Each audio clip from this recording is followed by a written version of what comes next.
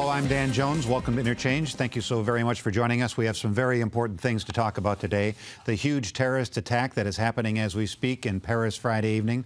Some big stories this week which have the potential to dramatically change Milwaukee's business environment. Both Miller Coors and Roundy's will be sold. We'll talk about the plan to remove some failing schools from the complete control of the Milwaukee public school system. And we will talk about the Republican presidential debate held at the Milwaukee Theater the other night. Before we get going, let me introduce everybody. Of course, you know longtime newspaper columnist Joel McNally. And Kevin Fishcer, who spent many years as a broadcast journalist in town and many years after that as a legislative staffer in Madison. You know Denise Callaway, former TV news reporter, now a communications and public relations professional. And Mr. Gerard, Randall, education and job creation consultant. Rick Horowitz will be along with commentary at the end of the show. All right, let's talk first about the very fluid terrorist situation in Paris this evening. Attacks in multiple locations, including a soccer stadium and a concert hall. Dozens dead. Speculation that it may be ISIS and it may be in response to the drone killing this week of an ISIS leader, but that is all speculation. Is this the new reality, and is this something we all have to worry about all over the hemisphere? I think it is the new reality, and I also think that it will push the discussion around immigration further to the brink of maybe unreasonableness, because Paris, as well as many of the other major European capitals, are centers for a lot of the immigration that's coming up from the war-torn areas in the Middle East. I am also concerned that when we begin to look at the possibility of these kinds of attacks happening here in America, that there will be a wave of crackdowns on personal freedoms in order to try to detect whether or not something like this will take place here. And so in the zeal to protect us, I think they will limit us far more than what we've seen in the past. Denise, since the Charlie Hebdo thing in Paris, not even a year ago, there's been tremendous security there. So if this can happen with all this security, you certainly have to think it could happen in the United States as well. Hey, certainly, I think all of us know that that's a real possibility, that that can certainly happen. One of the things that European countries have seen is really just the growth in what are considered homegrown terrorists, French, British, Spanish nationals who align themselves with terrorist groups and then come back to their own countries and wreak havoc amongst their own countrymen. So certainly it's something that could happen here and that we need to be aware of. We've seen youth from Somali youth from the Minneapolis area who have gone over to fight with terrorist organizations. I think what we have to do is, in Europe, people live very much with the fear and understanding and knowledge, and in some ways the actions that say we are a very close country, we're very close to where terrorist organizations are very strong, and people kind of live their lives a little bit differently. I think what will be hard for us as Americans to do is to live in a new reality where terrorism is a part of potentially the way we live our lives. But I also think that it's interesting. You're right. France has really been very vigilant about security. But I think it is human nature that if you have this diligence about security and nothing happens, everybody tends to get a little lax. And I'm suggesting that that's something we need to just kind of think in the back of our minds, that it may not have been that the French weren't doing enough. It may have just been human nature to back off from some of the very stringent requirements that they had when it came to safety, just because they felt safe, because nothing had happened. You know, Kevin, you can scan and you can pat down everybody at an airport or at an NFL game, but you can't pat everybody down at a concert hall and at a high school football game. Well, and as you stated, you don't want to overreact, which I think you can do. As much as I supported the Patriot Act, I certainly didn't want to see 90-year-old octogenarians in wheelchairs being patted down. But you have to stand guard. You cannot be complacent, and you have to take every precaution, because contemporary terrorism poses a challenge that we did not meet in conventional wars, and that is that you can't pinpoint your enemy. The enemy is everywhere. Right. And that's why you have a strong military presence in the United States. and you fight on other people's soil. You fight across the ocean so that you keep terrorism at bay and you keep terrorism from becoming stronger in our own nation. This is extraordinary to me that France closed their borders. I don't know historically that any nation, no matter what the crisis, has ever resorted to that. And you hope that whatever the French do, they can put a stop to what's going on there. But it's a sign that terrorism is alive and well. You can't put your guard down, and it's a constant battle that, as Denise said, you can't become lax or complacent, because then you lose. Joel, we weren't ready and we weren't prepared when Pearl Harbor was attacked. Is this kind of the same kind of situation? Can we ever be ready? Can we ever be prepared for a terrorist attack? No, you really can't. I mean, truthfully, and we know that. Even though I think the point that Gerard made is very, very valid. There are a whole bunch of people who are ready to take away our freedoms and destroy what this country really is, be out of fear when things like this happen. That's why I think it's really important that we have thoughtful, intelligent, professional leadership at the top. The fact that there are a couple people running for president of the United States right now who know nothing, and everyone realizes they know nothing.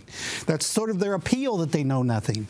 And one of them went off last night attacking everybody in sight that's running against him, and when he was talking about ISIS, said, he's going to bomb every inch of wherever they are.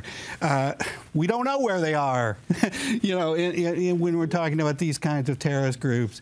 And so you can't just indiscriminately, try to bomb your way out of it. And, so that's why it's so important to have professional, intelligent leadership at the top. And I think, we'll talk about it a lot more later, but I think more and more people are going to realize that. All right, we'll move on. Another big story. Miller Beer and Roundy's Groceries have hundreds of years of history in Milwaukee, thousands of employees between the two. This is where they were born. This is where they grew. It was announced the other day that Miller will be taken over by the Denver-based Molson Coors company, and Roundy's, which does business here as Pick and Save, will be taken over by Cincinnati-based grocery giant Kroger. I'm sure the employees for both companies are extremely nervous right now, but do you think they have to be worried about their jobs? Yes. We talked last week about consolidations and how when you have major companies, the loss of Oscar Mayer and Madison, when you have major companies that are buying out other major companies, the first thing they do is look for savings through consolidations or jettisoning employees, moving into the use of more efficient technologies. And I think you're going to see the same thing happen in the situation here with these two operations. The crazy part about it is that we've known for quite some time that Roundy's was positioning itself to be sold. So it shouldn't have come as any surprise to anyone that now all of a sudden it's about to take place. And the other, particularly with Miller Coors, it's contingent on the sale of not Miller Coors. It's contingent on the sale of Anheuser-Busch. So I think that that piece is going to be something that, in order for this consolidation in the beer industry to happen, they're going to start early to make themselves more attractive as a candidate for this sale. So you will see some downsizing in both. The other interesting thing that happened today was that Johnson Controls announced that because of its two operations being spun out into separate entities, that there may be some layoffs there as a result, some movement of operations overseas. So I think this community has to just get ready for these kinds of major consolidations having a tremendous impact on the workforce here in this community. Joel, we're not brewing experts, but if you look at a map of the United States, the Miller Brewing Company in Milwaukee is right next to the Great Lakes. That's the main ingredient in beer is water. I can't imagine they would ever shut down the brewery here. But Molson Coors has headquarters in Canada, headquarters in Denver. Miller Coors has headquarters in Milwaukee, headquarters in Chicago, headquarters in Denver. They don't need all those headquarters. Right. If I was an administrative worker at Miller, I'd be worried. Well, but at the same time, it's actually because it's hard to believe there are any antitrust laws left in the United States. But the fact that Miller in the United States was really not going to be part really of the merger with Anheuser-Busch, which all around, the rest of the beer industry around the world, Anheuser-Busch and Miller are going to be hooked up. But they can't do that in the United States, the two largest breweries. And as a result of that, we're probably better off going with Molson than we would be going with Anheuser-Busch, that'd be for sure, because, they do consider themselves king of the world right now. And the grocery business, it has always been dynamic. It has always been changing. Boy, the fact that Kroger was doing this I thought Kroger had disappeared a long time ago. That's a name from out of my childhood.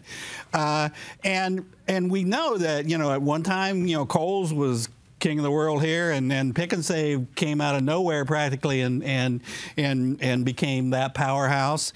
And now A&P moved in there at one point and took over Coles. Well, you're eating all of us. Yeah, exactly. I forgot to mention Century. These companies that we think are left for dead suddenly reemerge. Not only do they reemerge, but they reemerge big time, and that's what I'd say is happening with Kroger right now. It sounds like, but I don't think people have to worry in that industry so much about losing their jobs. People are going to be buying food, and there are going to be food stores everywhere, and it sounds like Kroger has a very competitive, price operation that can fend off some of these other challengers like Woodman's and even the smaller chains around here. Kevin, for the people who grew up here, it is kind of sad though, because Roundy's was our local company. It won't be anymore. The Journal was a local company. It isn't anymore. Miller was a local company. It isn't anymore. Well, and you hate to see these transactions occur, especially from a headquarters standpoint, because you can still survive and thrive as a city. If the Bucks left town, Milwaukee would not disappear. But when you lose a headquarters, you lose that corporate leadership, corporate sponsorship, corporate philanthropy, all that goes with it. I think I agree with what's been said here. I would say that the people do at both of those institutions have to worry about their jobs, especially in situations where there are duplicate jobs, because Kroger has a winning philosophy, but it is this, that they are going to cut costs. And how do you do that? And they also want an excellent customer experience. And that's where Pick and Save, Roundy's, was getting kicked badly. They were losing competitively from an in-store customer experience to Sendix, and from a cost effectiveness, a cost benefit to the consumer to people like Woodman's and Walmart. Right. So they're going to come in. They're going to spend a lot of money spiffing up Pick and Save stores, because that's been a complaint that they kind of drab. Yeah, they've gone to hell a bit,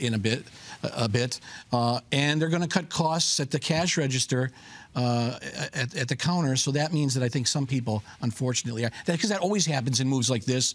What happens? People lose their jobs. Who's not going to survive in this grocery war? This has gotten really competitive. It's Myers really moving interesting. in, Woodman. You have Meyer moving in.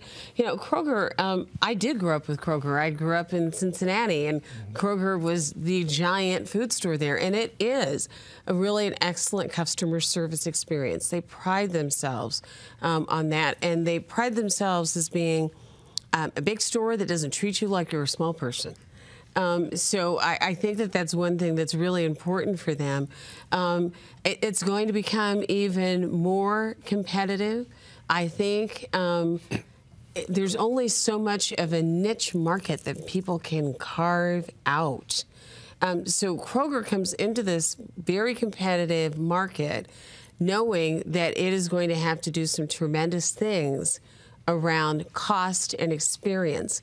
So based on their philosophy around experience, it'll be interesting to see what happens to Sendix stores. because that's, Sendec's real niche is around providing that great experience and opportunity. Kroger's got a lot of money to come in and do the same thing. All right, we'll see what happens. Next topic. When Republican legislators approved a controversial plan to remove up to 5 failing schools a year from the complete control of the Milwaukee Public School District, it was expected that those schools would then be turned into either public charter or private voucher schools.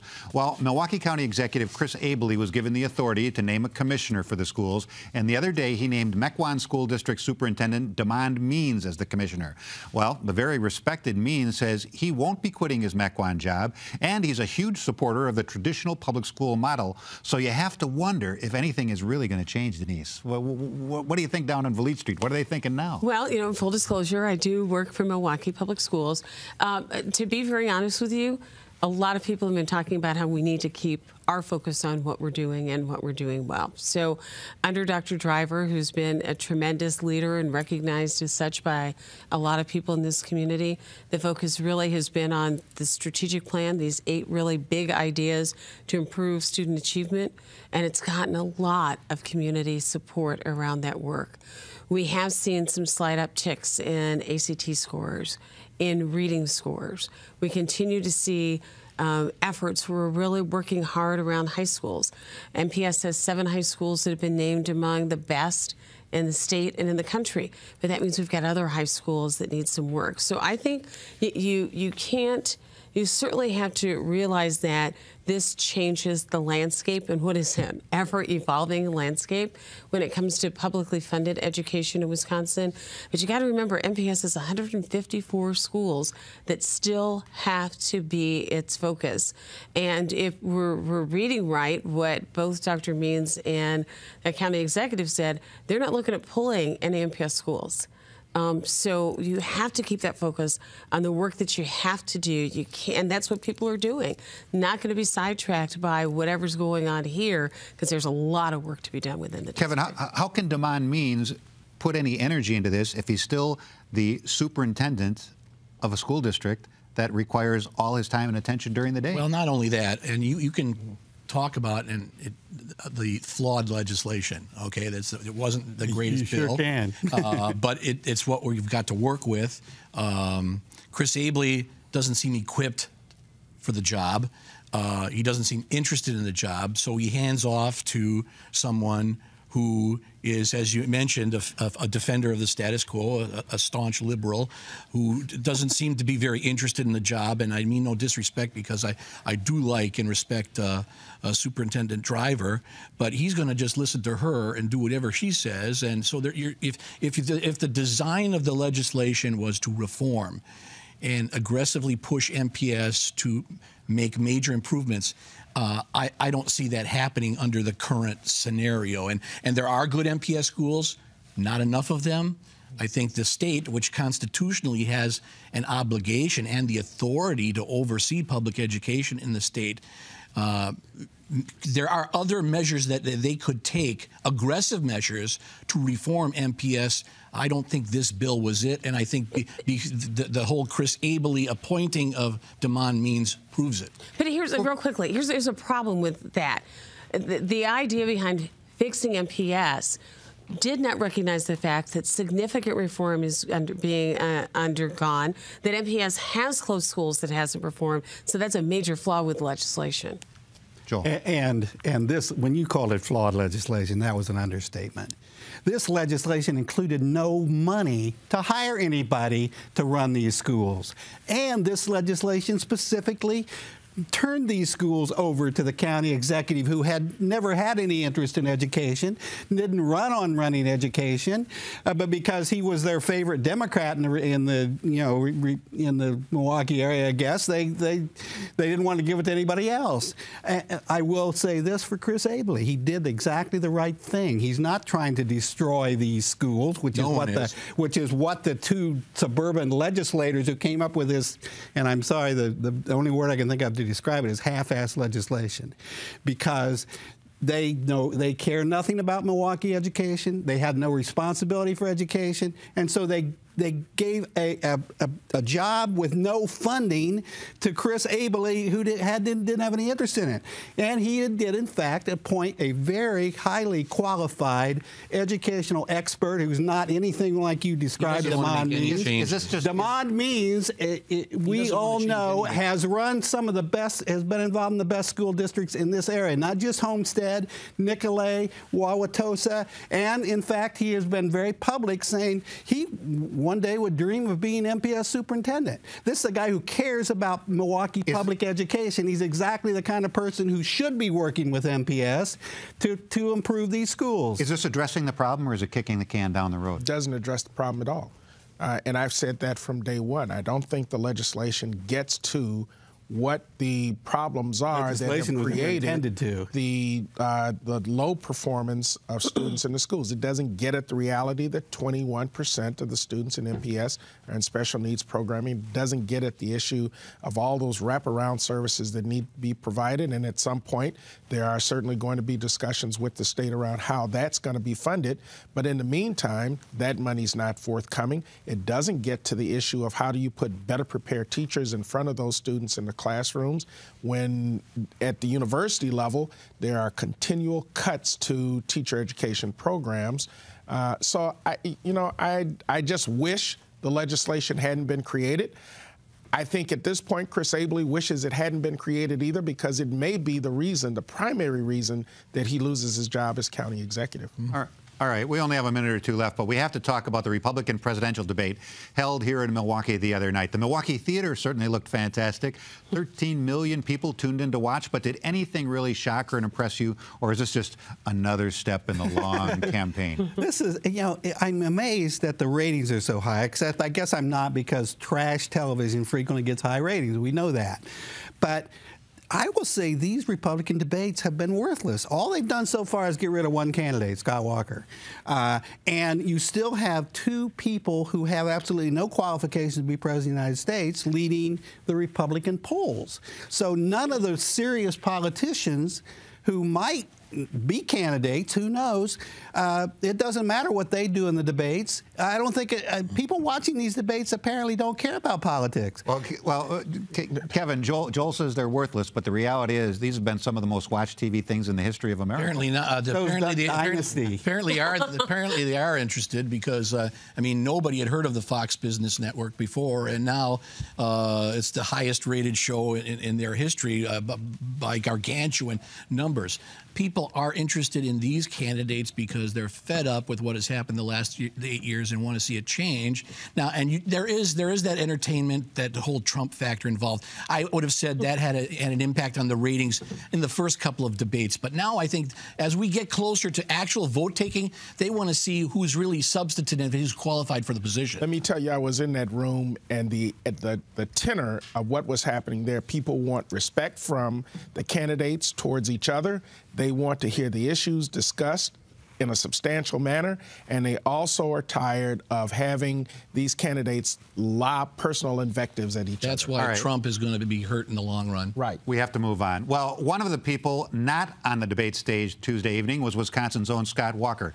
But that doesn't mean the governor and his political allies haven't been busy. In fact, some of the new laws they've come up with recently have Rick Horowitz wondering what the Capitol dome may be turning into, the cone of silence. And Wisconsin's not the only place where it's happening. Rick.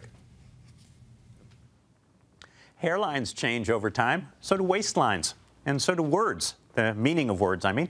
Sometimes the meanings even fight it out for dominance. If you're of a certain age, you probably remember the Beatles singing "She's So Heavy," one of John's love songs to Yoko. Heavy was a compliment. But at practically the same moment, the Hollies were singing "He Ain't Heavy, He's My Brother." Heavy meant a burden. And when these days Imagine Dragons fret that "I get so uptight, I get so uptight," do you think they know that Stevie Wonder famously used uptight decades ago to mean everything's all right? Actually, even better than all right, out of sight. Same thing with sick, same thing with bad. Sometimes bad is bad, and sometimes bad is way better than good. All of which brings us to transparent. You know, like a window is transparent, light passes right through. Fine for a window, but it used to be considered an insult when you applied it to a person. No, he made a transparent attempt to undermine his boss, or his ambition for higher office was transparent to everyone who knew him. But now, people, well, politicians anyway, are trying to turn transparent into a virtue, a compliment. They're all claiming that they're transparent, that they want government that's transparent with processes that are, you got it, transparent. They're using transparent to mean open, candid, to mean with all the curtains pulled back and everyone able to see in. Great. Here's the problem, though. Some of the very same people who talk about how transparent they are, they're actually opaque, and that's how they like it. They're busy pulling the curtains shut, locking all the doors, turning off the lights. They're doing everything they can to do their business in the dark where the public can't see them. Super PACs raising millions, big money donors to campaigns, keep them secret. Lobbyists pushing sweetheart bills, nobody needs to know. Election watchdog groups, muzzle them. Nonpartisan ethics boards and accountability boards, cripple them or shut them down altogether. See a pattern here? These politicians say they want transparency. Their actions, though, they tell a different story. They're transparent, all right, but in the old way. You can see right through them. Well, thanks, Rick, and thank you so very much for watching. Enjoy the rest of your weekend.